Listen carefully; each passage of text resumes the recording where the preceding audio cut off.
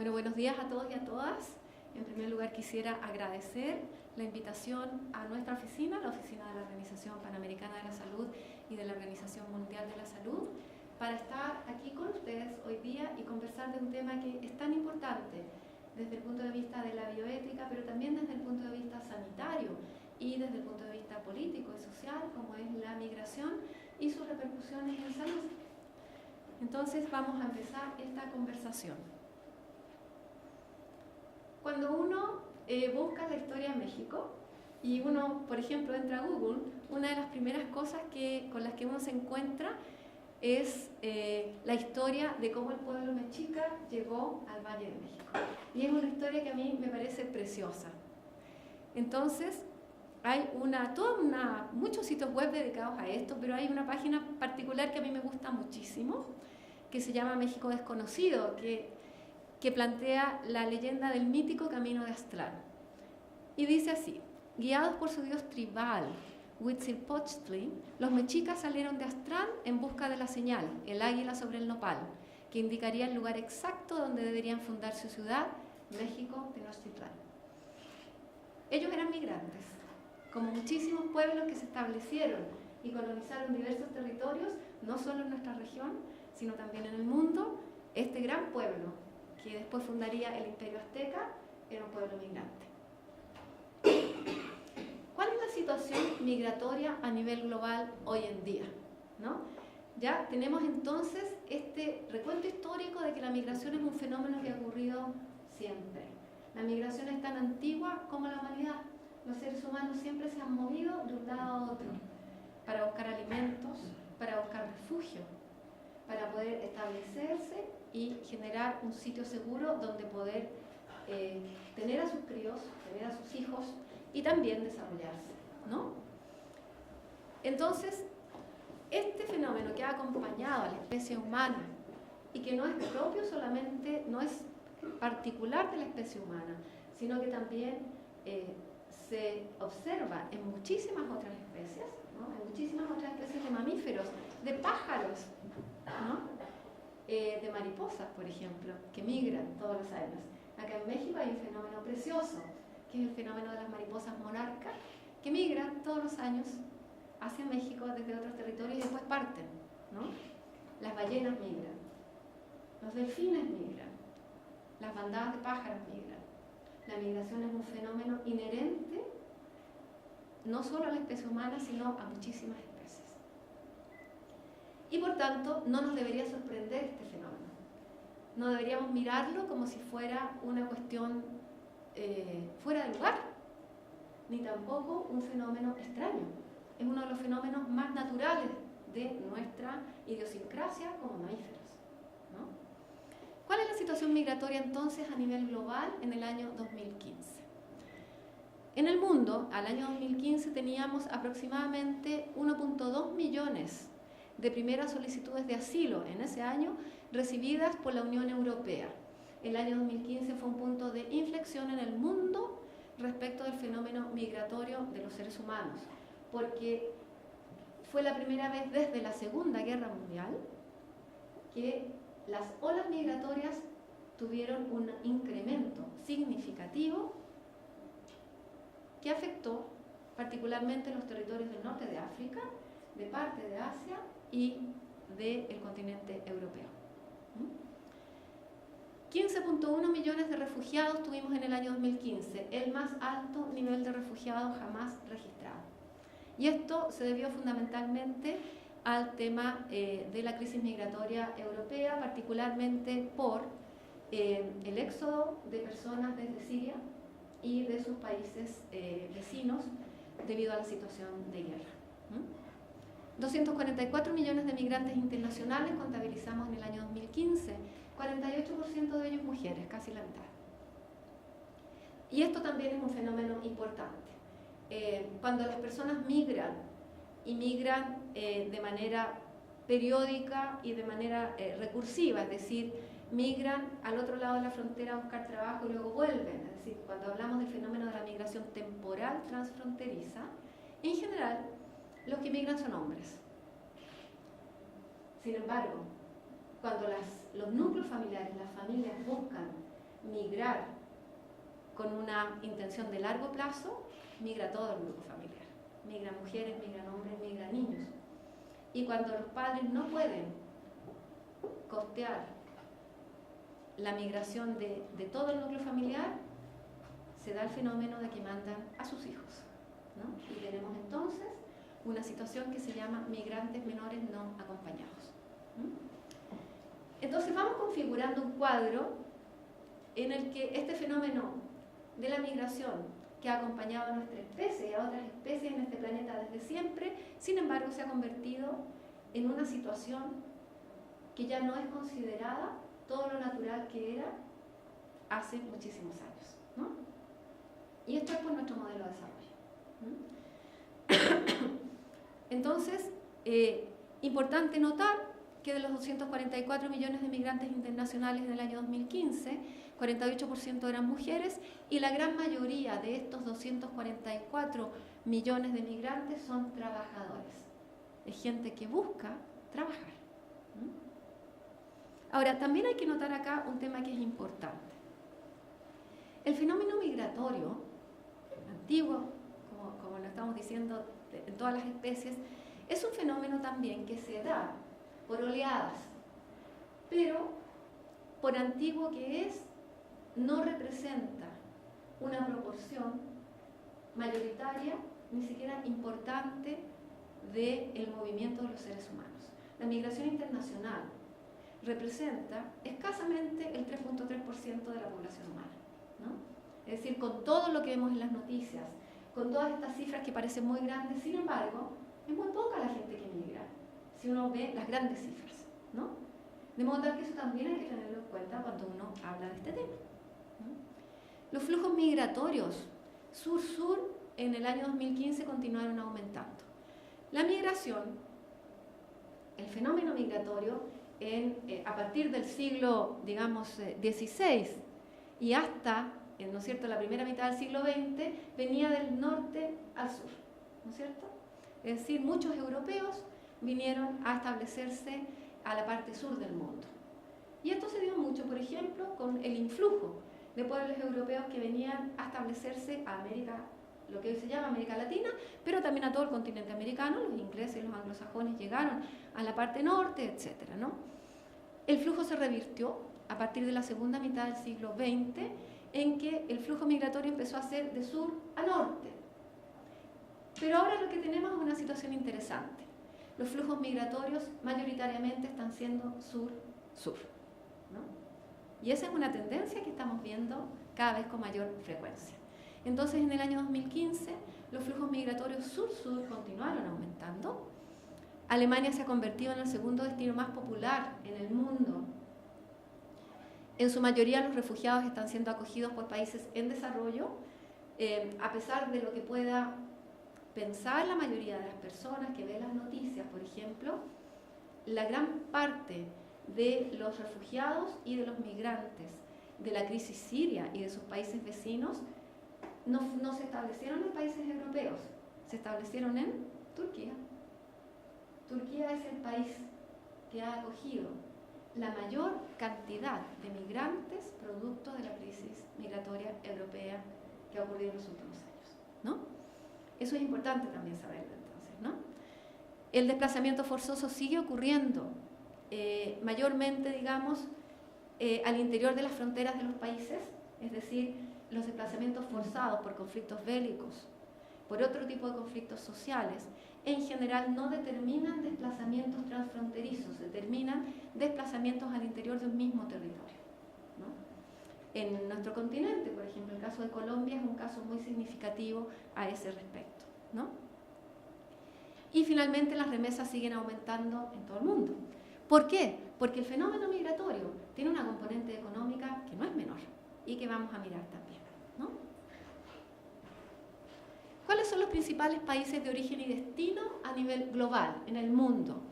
Y este es un informe de la Organización Internacional de las Migraciones del año 2018. Este informe acaba de salir. Es muy interesante, yo les recomiendo que lo busquen y que lo lean, tiene información muy valiosa.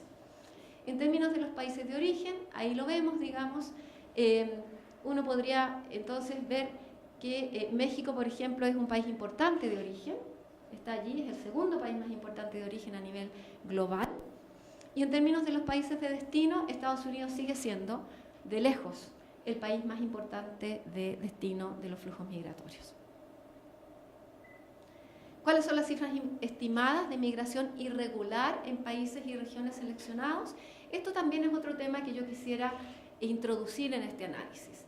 En el fenómeno migratorio tenemos muchísimos migrantes que se trasladan de un lado a otro de manera absolutamente legal y cumpliendo todas las regulaciones de los países, ¿no? En mi caso, por ejemplo, yo soy una migrante, el pueblo mexicano me ha acogido, por lo cual yo estoy muy agradecida, pero migré desde mi país de origen hace muchísimo tiempo para irme a otros países y ahora estoy aquí, ¿no? Y sin embargo también tenemos una cantidad importante de personas que migran fuera de los canales regulares migratorios establecidos por los países, ¿no? Estas cifras estimadas de migración irregular afectan a los países, sin duda, y constituyen uno de los temas más frecuentes de diálogo, de debate y también de intentos de formulación de políticas públicas en muchísimos países, ¿no? Pero no debemos distraer nuestra atención de que el fenómeno de la migración irregular, si bien es un fenómeno importante que hay que abordar, se da en un contexto mucho más grande de migración regular, ¿no? De gente que migra a otros países por las vías regulares, ¿no? Entonces, la migración irregular es solo un subconjunto de este conjunto universo que es la migración. En términos de la migración irregular, entonces, ustedes pueden ver los países y regiones, algunos países seleccionados son los que tienen ahí mayores flujos de migración irregular. Y uno ve claramente que Estados Unidos es el país que tiene, de lejos de nuevo, el mayor flujo de migración irregular. En el año 2014 Estados Unidos tenía 11.1 millones de migrantes irregulares. Y en el año 2016, a pesar de todos los discursos, de todas las políticas, de todas las estrategias, Estados Unidos tiene 11.3 millones de migrantes irregulares. Esto un poco también a uno lo hace reflexionar, bueno, de la supuesta eficacia, ¿no es cierto?, de las políticas orientadas a abordar estos temas, ¿no? El problema de la migración irregular es que genera muerte. Genera muerte, genera daño a la salud, genera desapariciones. Y por tanto constituye una situación de alto riesgo de violación de derechos humanos de estas personas, ¿no? Yo que soy una migrante regular, viajo en avión, por ejemplo, cuando voy a visitar a mi familia a Chile, ¿no? Y a mí no me pasa nada. Es decir, pueden robarme en la calle, aquí, en Santiago, en Argentina, en Buenos Aires, en cualquier parte, digamos, ¿no? Pero los migrantes que se mueven de manera irregular están expuestos a riesgos serios y a amenazas para su salud y para su integridad física. En el año 2016, este era el mapa de las muertes y desapariciones con resultado presunto de muerte registradas en personas migrantes a nivel global. En el mapa del mundo, entonces, ustedes ven que en nuestra región se registraron aproximadamente unas 400, son ahí 398, 400 muertes en la zona fronteriza sur de México, en la zona mesoamericana, ¿no? Evidentemente uno puede decir, bueno, hay muchísimas más muertes registradas, ¿no es cierto?, en África, 1.382 muertes registradas por migración irregular. Muchísimas de estas muertes fueron de migrantes que intentaron salir de África por vía muy precaria, marítima, digamos, para llegar a las costas europeas, y muchos de ellos llegaron, no terminaron el viaje o llegaron ya en muy malas condiciones, ¿no? El mensaje acá es que la migración irregular expone a las personas a serios riesgos para su salud, pero también a violaciones a sus derechos humanos. Y muchas de estas violaciones redundan en la muerte o en la desaparición, ¿no? Por tanto, es un tema de derechos humanos que debemos abordar. ¿Cuál es la situación migratoria actual en la región de las Américas ahora? Ya tenemos un panorama más o menos del mundo. ¿Qué pasa en nuestra región? En nuestra región, al año 2015 teníamos 63.7 millones de migrantes internacionales, es decir, que se movían a lo largo de las fronteras, ¿no? A través de las fronteras. Registramos un 36% de aumento de migrantes internacionales en los últimos 15 años, con un número de refugiados, sin embargo, que ha sido estable. Esto también es interesante, ¿no? El que la migración haya aumentado, pero el número de refugiados se haya mantenido estable, puede querer decir dos cosas. Uno, que los migrantes no han necesitado pedir asilo, es decir, que no han migrado por razones de persecución política, por ejemplo, como fue en la década del 70, ¿no es cierto? En la década del 60, del 70 y del 80, en la región de las Américas tuvimos una enorme ola de solicitud de asilo y de refugiados. Yo aprovecho de agradecer al pueblo mexicano, que fue uno de los pueblos más solidarios con mis compatriotas, con los chilenos que huyeron de Chile en esa época y solicitaron refugio en muchos países, incluido México. Y sin embargo ahora la situación es distinta. Entonces, puede ser o porque estos migrantes no necesiten huir de una situación de persecución política, ¿no es cierto? Entonces no necesitan pedir asilo, o también porque los mecanismos de solicitud de asilo y de refugio se han hecho más complejos y por tanto se han convertido en un obstáculo para la solicitud de refugio, ¿no? Y esos son dos temas que tenemos que analizar, ¿no? Pero el caso es que hubo un aumento neto de 36%, casi un 40%, de migrantes internacionales en los últimos 15 años en la región de las Américas, pero no así de solicitud de refugio. Registramos un 7.1 millones de desplazamientos internos, 6.9 millones en Colombia en la última década. Y en Venezuela, que tenemos esta última o gran ola, digamos, migratoria, ¿no es cierto? Tenemos un nuevo flujo migratorio con al menos 470.000 venezolanos viviendo en Colombia en el año 2016. Lamentablemente también tenemos un incremento de la migración irregular, ¿no? Y eso nos hace preguntarnos entonces también qué podemos hacer entre todos para mejorar las condiciones migratorias de estas personas que van a seguir migrando, se van a seguir moviendo a través de las fronteras, ¿no? Tuvimos 808.800 refugiados en el año 2015, esa cifra no es menor, y sin embargo es mucho menor que los millones de migrantes que registramos en la región. ¿Cuál es el panorama de la región de las Américas en términos, ¿no es cierto?, de lo que ocurre en nuestros territorios en general? ¿Qué es lo que podríamos decir así como en resumen? En primer lugar, América Central, Norteamérica y el Caribe constituyen el territorio más importante de origen, tránsito, destino y retorno de los migrantes en el mundo, no solo en esta región, ¿no?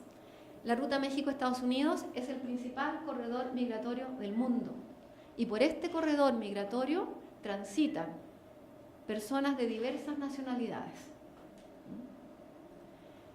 5.38 millones de personas en Centroamérica y República Dominicana salieron de su país de origen en el año 2015. 76.7% de estas personas salieron con rumbo a los Estados Unidos. 6.2% de ellos hacia Costa Rica y 4.3% de ellos hacia España. De este 76.7% de personas que salieron hacia Estados Unidos, alrededor de un 33% nunca llegó a destino.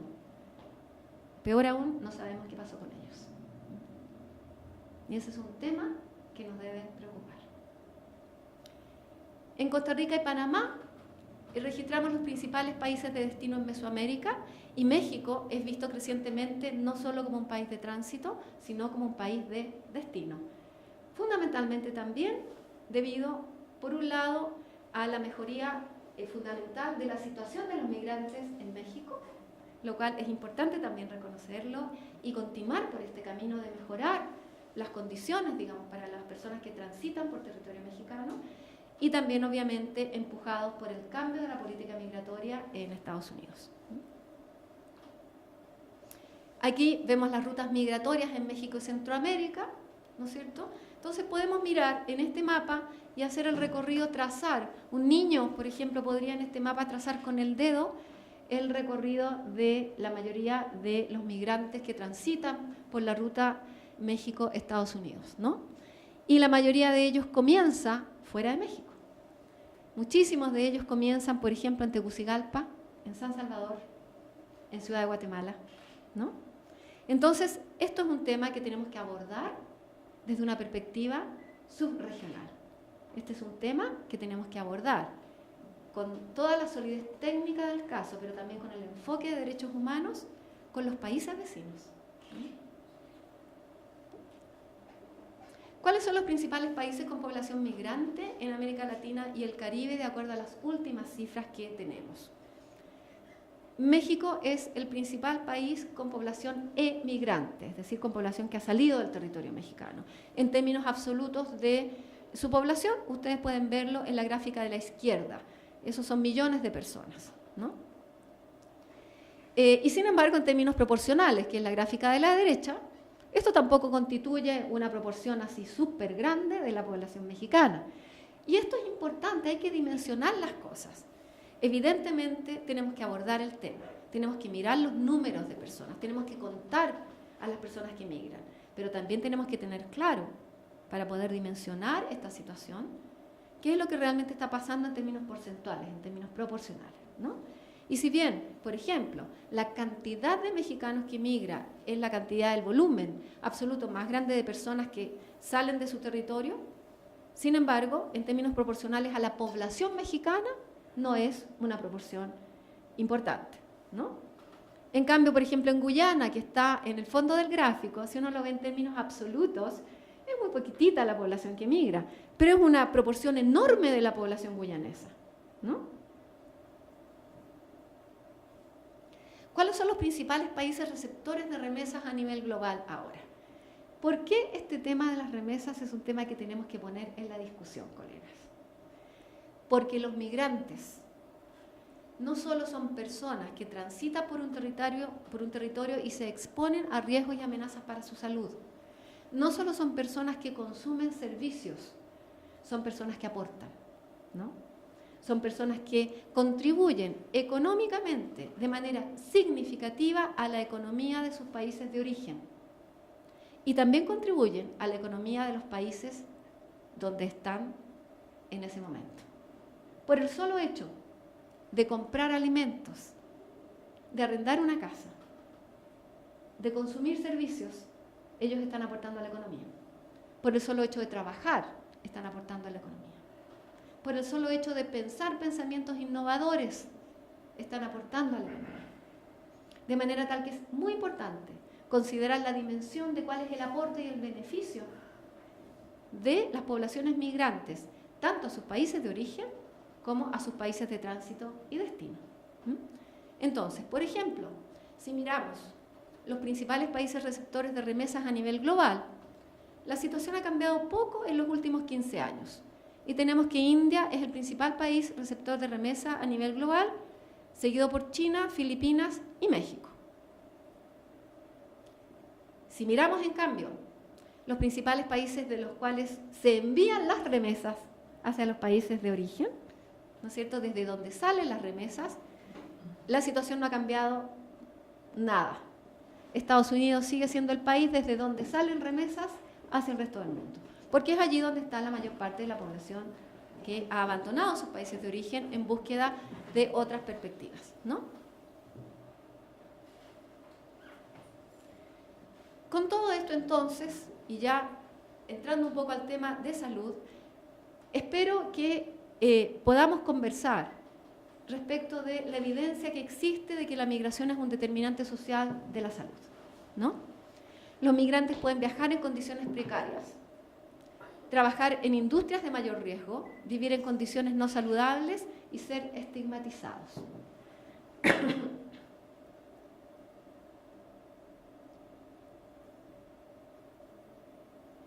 Las condiciones, además, que enfrentan las personas migrantes en las etapas del ciclo migratorio, es decir, origen, tránsito, destino y retorno, les exponen a riesgos para su seguridad, para su salud física, pero también para su salud mental. El estrés de migrar es una de las mayores situaciones de estrés que puede abordar una persona. No sé si ustedes, probablemente todos ustedes saben que de acuerdo a la clasificación del estrés, hay grandes fuentes de estrés en la vida, ¿no? Entonces, por ejemplo, las mayores fuentes de estrés a las cuales un ser humano se puede someter son la muerte de un ser querido, el divorcio, el cambio de casa, ¿no es cierto? Y el cambio de trabajo cuando la persona ha trabajado por más de una década en un mismo sitio. Esas son las principales fuentes de estrés. Imagínense ustedes el estrés de una persona que tiene que abandonar no solo su casa, su comunidad, su lengua, sus costumbres, su cultura. Entonces la pregunta que surge es, ¿quién querría hacer esto? Bueno, aparte de la escasa población mundial a la cual yo pertenezco, que somos gente que nos gusta vivir en distintos países, digamos, la gran mayoría de los seres humanos prefiere quedarse en su propia comunidad, donde está su tejido social, donde está su red de protección, donde hablan su lengua, donde entiende su cultura, y sin embargo se ven obligados por diversas razones a salir, ¿no? Y esto genera un estrés enorme, ¿no? Entonces, por todos estos motivos, la migración afecta a la salud y es determinante social de la salud. Existen barreras formales e informales para acceder a servicios de salud de buena calidad y otros servicios de protección social, y esto también determina, en buena parte, la mantención del estado de salud de estas personas o la mejoría de su estado de salud en caso de que tengan un problema de salud. La gran mayoría, prácticamente el 100% de los migrantes que inician un viaje migratorio, lo inician cuando están sanos. Son muy pocas las personas que migran estando enfermas.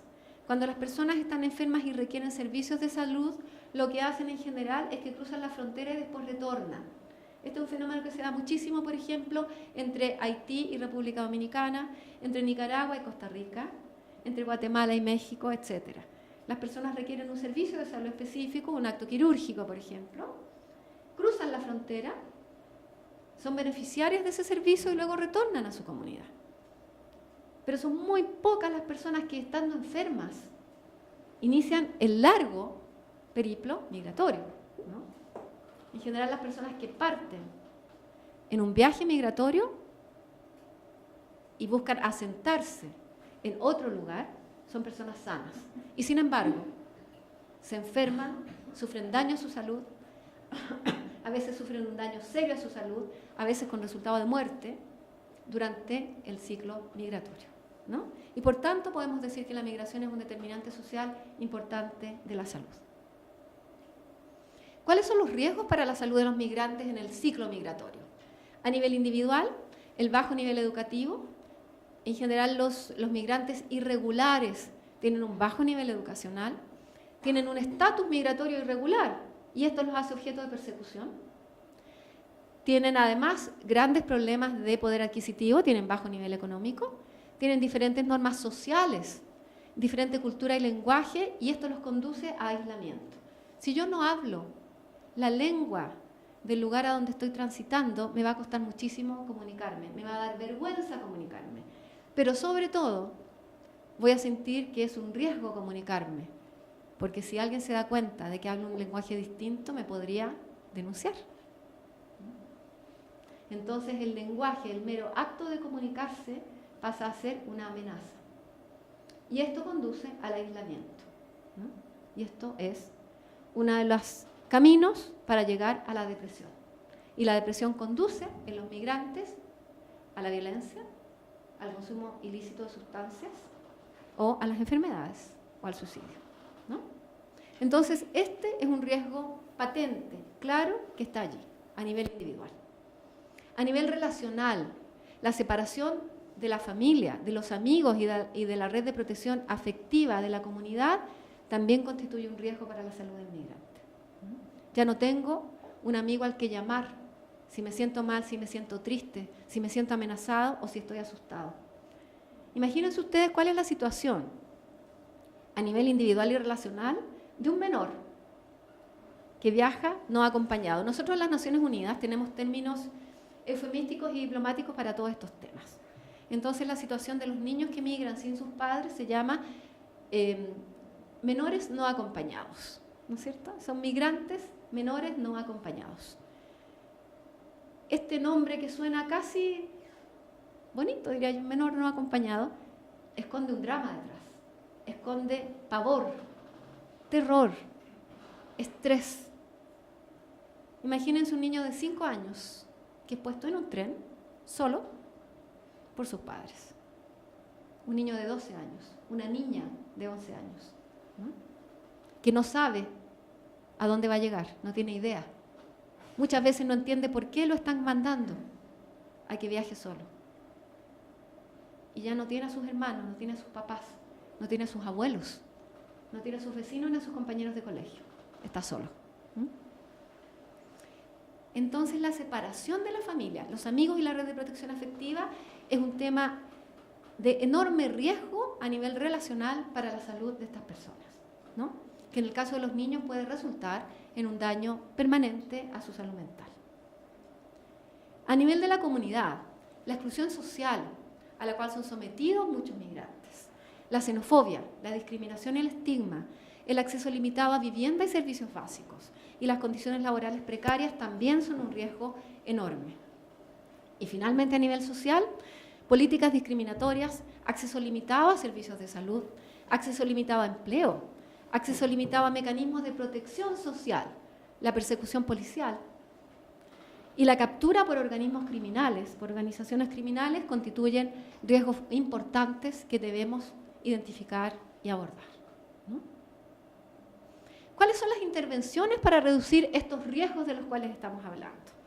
Porque no es que nosotros y muchísimas más personas que estudian este tema hayamos identificado estos riesgos y nos hayamos quedado mirando el techo. No.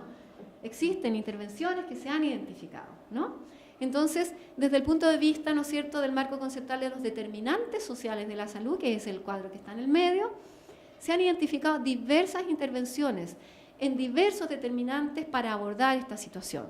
Desde políticas antidiscriminación en educación, empleo, protección social, vivienda y salud, por ejemplo, con servicios de salud inclusivos, por ejemplo, hasta el empoderamiento de las comunidades migrantes, el fortalecimiento de sus redes sociales y la reducción del aislamiento y la soledad, ¿no? Entonces, no es que no sepamos cuáles son las intervenciones, sabemos cuáles son las intervenciones. Hemos identificado intervenciones, hay países que han implementado algunas intervenciones, ¿no? Y no solo eso, sino que a raíz de lo que ha ocurrido en el mundo, ¿no es cierto?, en los últimos 15 años con la situación migratoria, la migración está presente hoy más que nunca en la agenda global. La Agenda 2030 para el Desarrollo Sostenible tiene un objetivo específico relativo a la desigualdad, que es el objetivo número 10, y un punto específico, el 10.7, que dice facilitar la migración ordenada, segura, regular y responsable, y la movilidad de las personas, entre otras cosas, mediante la aplicación de políticas migratorias planificadas y bien gestionadas. De manera tal que estamos en un momento político en que los países han reconocido que este es un tema que hay que abordar de manera conjunta, ¿no? La Declaración de Nueva York del año 2016 propone a los países 2 pactos mundiales. Un pacto mundial sobre los refugiados y un pacto mundial para una migración segura, ordenada y regular. Y México, tengo el orgullo de decir, ¿no es cierto?, y lo felicito por eso, ha sido uno de los países que ha participado más proactivamente en el Pacto Mundial para una inmigración ordenada, segura y regular, ¿no? El acápite 10.c, específicamente del objetivo número 10 de desarrollo sostenible, plantea para el año 2030 reducir al menos del 3% los costos asociados a la transacción de remesas de los migrantes y eliminar los métodos de envío de remesas que tengan costos de transacción superiores al 5%, de manera tal de facilitar el envío de remesas, pero también reducir los costos de transacción asociados para que los que envían las remesas puedan, ¿no es cierto?, contar con que mayor parte de lo que envían sea efectivamente recibido por sus familias. En este contexto, la Asamblea Mundial de la Salud del año 2017 aprobó por parte de todos los ministros de salud del mundo una resolución sobre salud y migración y un marco de acción para abordar la salud de los migrantes. Y este marco de acción tiene 3 puntos fundamentales. En primer lugar, asegurar que la salud se integre adecuadamente en el Pacto Mundial sobre Refugiados y también en el Pacto Mundial para una migración segura, ordenada y regular.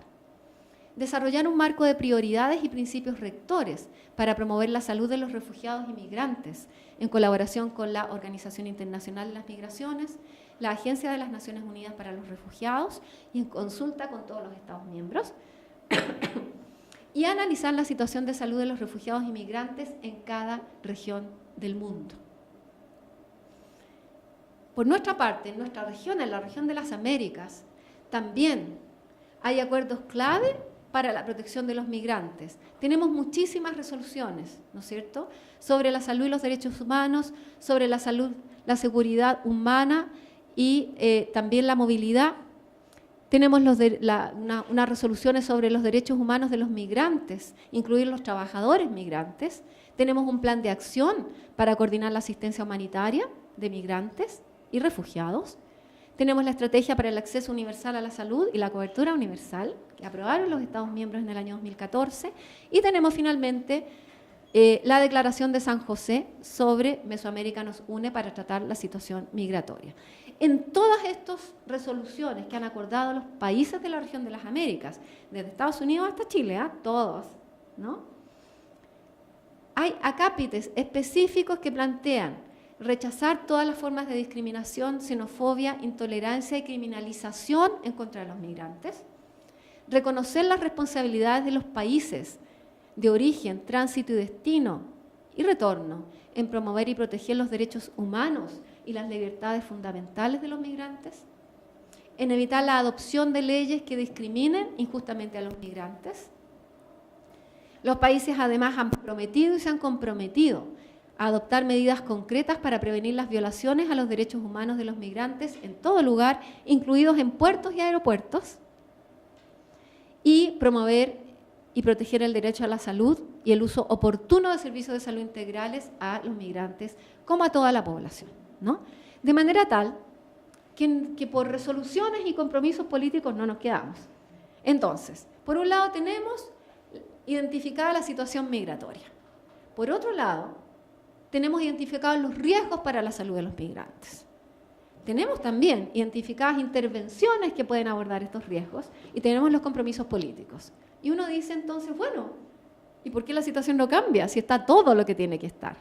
Ya vamos a ver, ¿no? En el año 2016, los países de la región de las Américas aprobaron la resolución CD 55R13, Salud de los Migrantes, ¿no?, en la cual todos los países de esta región, de nuevo, desde Estados Unidos hasta Chile, no, en realidad debería decir desde Canadá, ¿no?, desde Canadá, partiendo del norte hasta Chile, acuerdan generar políticas y programas de salud para abordar las inequidades de salud que afectan a los migrantes y fortalecer los sistemas de salud para que puedan atender las necesidades de salud de estas poblaciones. La resolución plantea 4 líneas de acción para los Estados miembros, de acuerdo con su contexto, prioridades y marcos institucionales y jurídicos. Y como corolario de esta resolución, en abril del año 2017, México y su secretario de Salud invitaron a los países de Mesoamérica a una reunión de ministros sobre salud y migración. Y firmaron, en el contexto de esa reunión de ministros, la Declaración Mesoamericana sobre Salud y Migración, que establece 8 compromisos. Entre ellos, intercambiar experiencias y buenas prácticas, formar una red, ¿no es cierto?,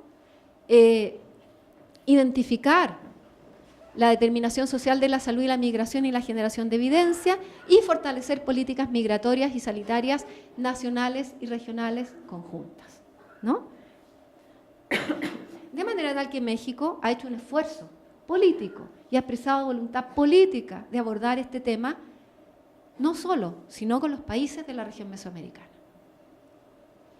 Y sin embargo, la situación sigue siendo una situación muy compleja.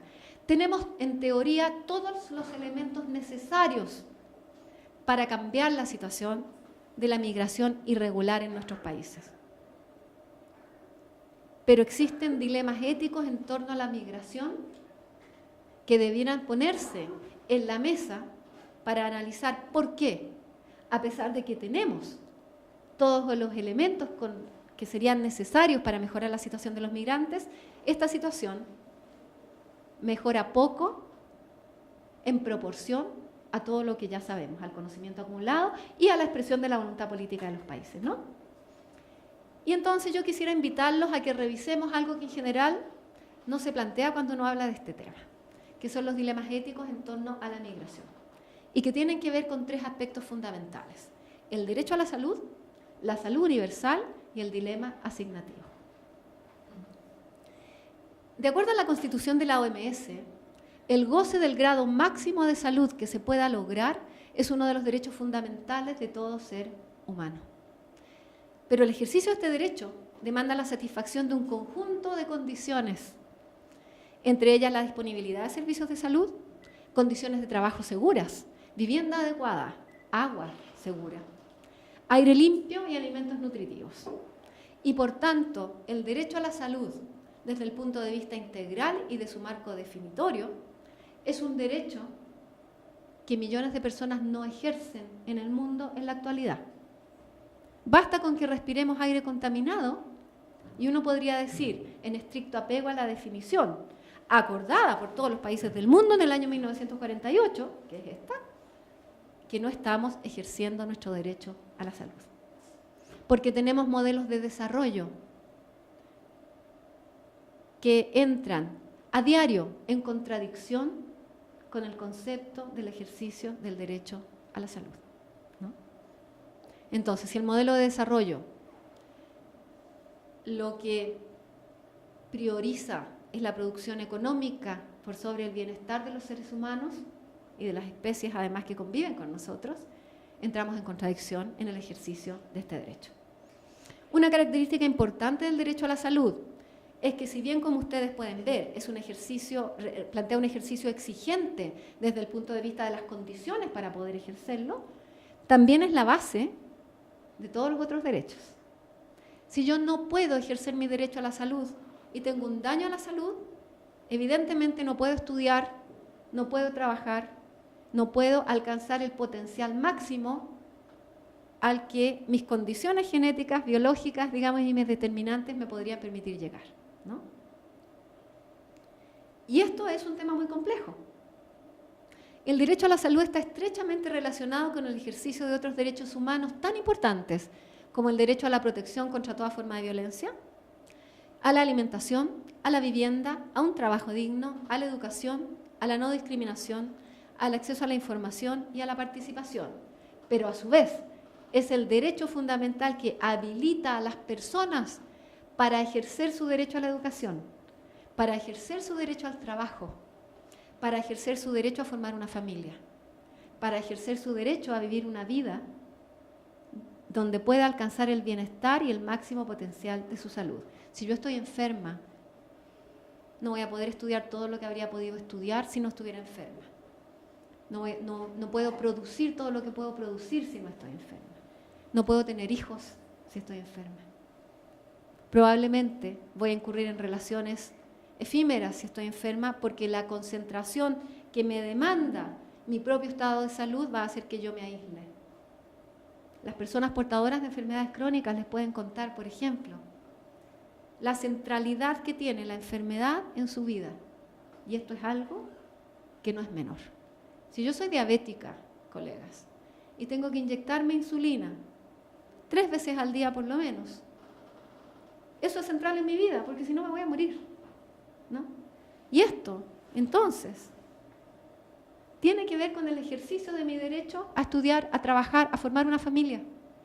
Si yo soy diabética y necesito insulina 3 veces al día, y estoy en un sitio de trabajo donde no me puedo inyectar la insulina, porque no existe el lugar, porque no me lo permiten, entonces no puedo trabajar en ese lugar,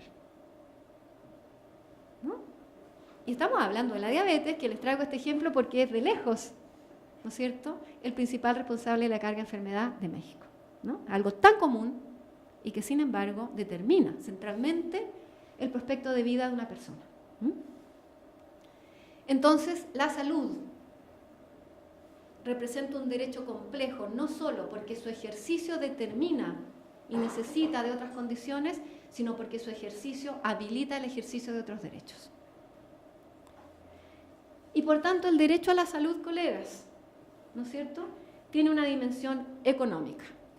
Si yo no puedo ejercer el derecho a la salud, ¿no es cierto?, pierdo productividad, ¿no? Pierdo capacidad de innovar, pierdo creatividad. Los países que no cuidan el derecho a la salud de sus pueblos son países que pierden en competitividad, en productividad, en capacidad de innovación. Y por tanto, hay una dimensión económica del ejercicio al derecho a la salud que es fundamental, ¿no? Y esto es un dilema ético. Si yo decido como gobierno, por ejemplo, o como Estado, mirar a ese lado y no darme cuenta de todos los migrantes que pasan por mi territorio y ellos no pueden ejercer su derecho a la salud, yo voy a tener una enorme cantidad de potenciales científicos, de potenciales creadores, de potenciales innovadores, de fuerza de trabajo potencial que no voy a estar aprovechando. Y eso va en detrimento, necesariamente, de mi capacidad productiva como país. Por tanto, hay una dimensión económica del ejercicio del derecho a la salud. Si yo tengo, por otro lado, una población migrante que está enferma y que permanentemente entonces requiere servicios de salud, ¿no?, o que tiene problemas que no puede resolver, eso también va en detrimento de mi capacidad productiva como país. Y esto tiene una dimensión económica fundamental. Los países que han logrado convertirse en potencias económicas en el mundo han sido países que han sabido mirar la enorme potencialidad de los migrantes, ¿no? Desde los romanos, pasando por los mexicas, los griegos, hasta los norteamericanos en la primera década, ¿no es cierto?, hasta la primera década del año 2000, ¿no? Entonces, es importante considerar esto. Hay una dimensión, efectivamente una dimensión ética, una dimensión jurídica del derecho, pero hay una dimensión económica del derecho a la salud. Por otra parte, hay otro desafío, ¿no?, que es el desafío de la salud universal y sus externalidades, ¿no? El dilema ético del derecho tiene que ver con el dilema también de qué servicios de salud proveer, a quién proveérselos y cómo sostener y proteger financieramente el ejercicio del derecho y la provisión de estos servicios y el acceso a estos servicios, ¿no?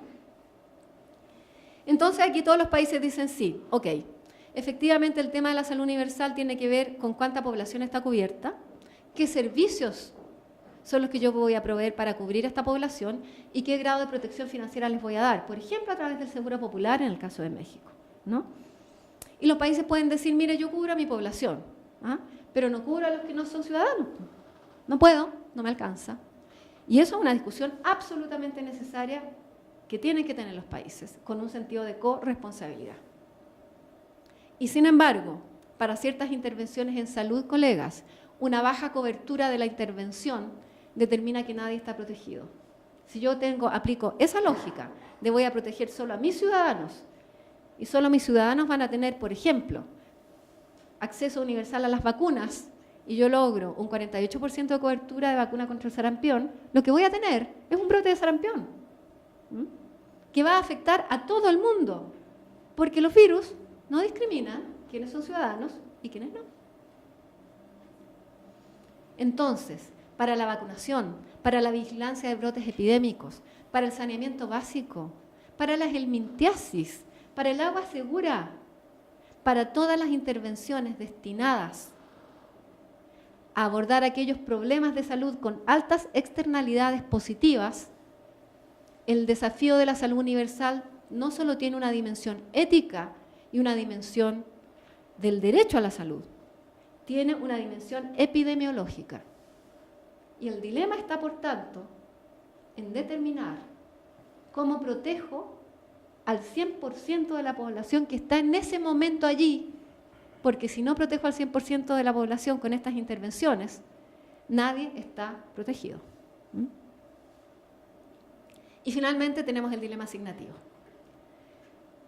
La agenda del acceso universal a la salud, de la cobertura universal a la salud y el ejercicio del derecho a la salud tiene que ver con que todas las personas y comunidades deberían tener acceso sin discriminación a servicios de salud integrales, apropiados, oportunos y de calidad, asegurando que el uso de estos servicios no exponga a sus usuarios a privaciones económicas. Eso es lo que dice la primera parte de la resolución de la salud universal aprobada por todos los países de esta región en el año 2014. ¿No? Y sin embargo, tenemos este problema, ¿no? Hay gente que siente que le toca menos.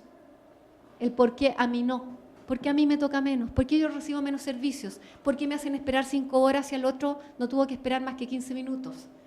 ¿Por qué yo recibo servicios de mala calidad? ¿Por qué yo no tengo acceso a medicamentos y el otro sí? ¿No?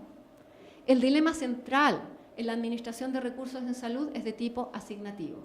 ¿Cómo asigno los recursos para cubrir a toda la población que lo requiere con las intervenciones apropiadas en el momento oportuno? Es decir, cómo proveo cobertura, pero además cómo garantizo el acceso de todos aquellos que lo requieran, ¿no? Y cuando yo no logro hacer esto, siempre va a existir población que se sienta excluida y resentida. Y cuando hay migrantes en la comunidad, entonces empieza el juego de una falsa sensación de competencia por los recursos. Ah, lo que pasa es que a mí no me atienden porque los atienden a ellos. ¿Ah? Claro. Ineficiencias del sistema son adjudicadas a los migrantes. Bueno, yo me quedé sin medicamentos. Claro, si se los dan todos a esta gente que viene, que ni trabaja, que, ¿qué va pasando? Que tienen un color de piel distinto, que ni siquiera hablan el lenguaje, ¿no? Una reducción de la solidaridad y xenofobia, finalmente. El dilema asignativo es central para poder implementar políticas serias, sólidas, eficientes de abordaje de la situación migratoria en el mundo. Porque en general hemos sido poco resolutivos en términos de la implementación de estas políticas. Tenemos sistemas de salud ineficientes, no solo para los migrantes, para todas nuestras poblaciones. Tenemos sistemas de salud inequitativos. Y cuando usted le pone a un sistema de salud segmentado, fragmentado, con grandes desigualdades regionales en la provisión de servicios y en el acceso, si a esa mezcla le pone además población migrante, tiene una mezcla explosiva. De manera tal que este es un tema que tenemos que abordar. Y tenemos que abordarlo de la única manera que podemos abordarlo, ¿no es cierto? Priorizando. Priorizar en salud supone atender el bien común por sobre los intereses individuales. Supone olvidar el clientelismo, supone olvidar las decisiones exclusivamente dictadas, ¿no es cierto?, por intereses ajenos a la salud pública. Supone también colocar de manera permanente a la autoridad sanitaria frente al dilema ético de qué bienes y servicios proveer y cuáles posponer, y hacer un estudio serio respecto de cuáles son las intervenciones más eficientes. Las decisiones asignativas tienen implicaciones éticas, obviamente, tienen implicaciones sanitarias, organizacionales, políticas y económicas, porque en una decisión de tipo asignativo yo decido qué prestaciones voy a dar y qué prestaciones no voy a dar. Y por eso tienen que ser basadas en las necesidades de mi población. Y todas las decisiones alrededor del dilema asignativo tienen que ser decisiones basadas en evidencia, pero particularmente en evidencia de las necesidades de salud de mi población, de manera tal que yo evite lo más posible hacer compras de equipamiento que no necesito, compras de medicamentos que no necesito, contrato de recursos humanos con las competencias que no se requieren, porque todo eso arrastra al sistema desde el punto de vista de suficiencia, ¿no? El dilema asignativo solo puede ser resuelto por medio de la utilización de metodologías estandarizadas, atendiendo a las externalidades de las intervenciones en salud. Entonces, si yo aplico un algoritmo para la atención de la diabetes en el primer nivel de atención en un sitio, tengo que aplicarlo en todos los sitios. Igual.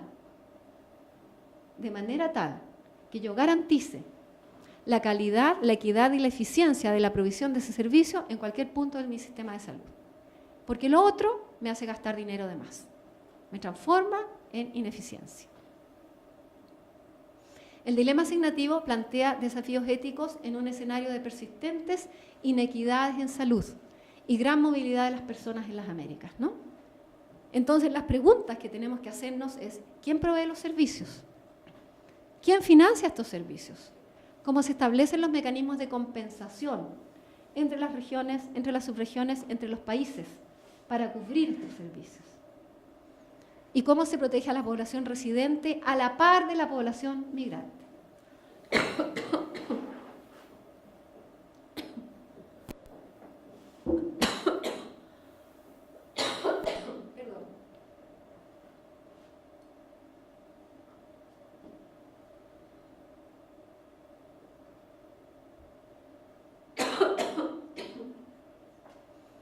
En este marco, entonces, la única manera de abordar de modo eficiente el fenómeno migratorio,